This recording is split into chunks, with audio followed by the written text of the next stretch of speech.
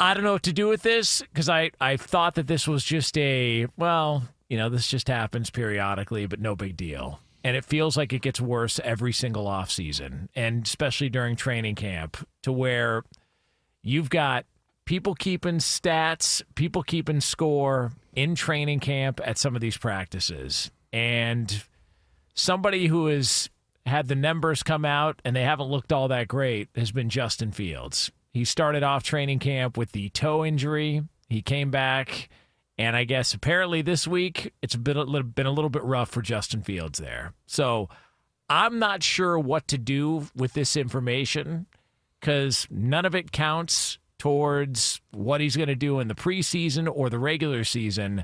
But apparently this is just now the norm, and this is the way this stuff is being covered. And I always go back to this. When people in the media got pissed because, a few years back, coaches said, close practice to the media. We don't want you doing this. Teams were doing that. This might be the reason why, because now Justin Fields and others have got to sit up there and answer questions as to why they went, 9 of 16 in a 2-minute drill or whatever it was during a training camp practice. And I don't know if this is just the way this is going to be now, especially with the coverage that the NFL gets. But if it is, you guys tell me. Make something of it or not make something of it. A guy struggling at training camp. I thought that's where this stuff was supposed to happen. I don't make anything of it. He's in a new team, in a new system with an offensive coordinator and Tanner Engstrand. That's the first time calling plays.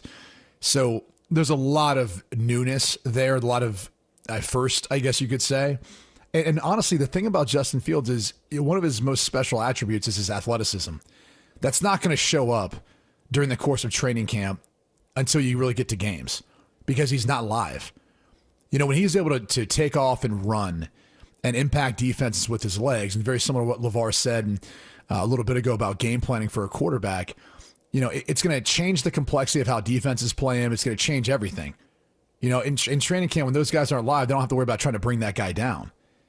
So I look at it and say, is it concerning? Yeah, maybe to a degree, but it's practice. Like, if he's going to make mistakes, you got to figure out, when's that going to happen? You'd rather be in practice, training camp, before actual games that matter. And if he's going to be your guy this season, which all indications are he's going to be the guy, then I would give him a little bit of the benefit of the doubt. So to me, it's an overreaction, and I hate the fact that in our media, there's not an understanding of that you have to fail in order to learn and improve and get better. And anyone who's been to the top of the mountain or anyone who's played at a professional level will tell you that. You learn more from the experiences when you lose and you make mistakes than you do from when you succeed. And so going through those mistakes and that time of learning is helpful for you to continue to build. And so the problem is right now they get a sneak peek into that building process, that learning process, and they make it sound like a negative thing. And when in reality, he's just trying to learn this offense. He's just trying to develop chemistry with the guys he's throwing to. That's all part of the process here.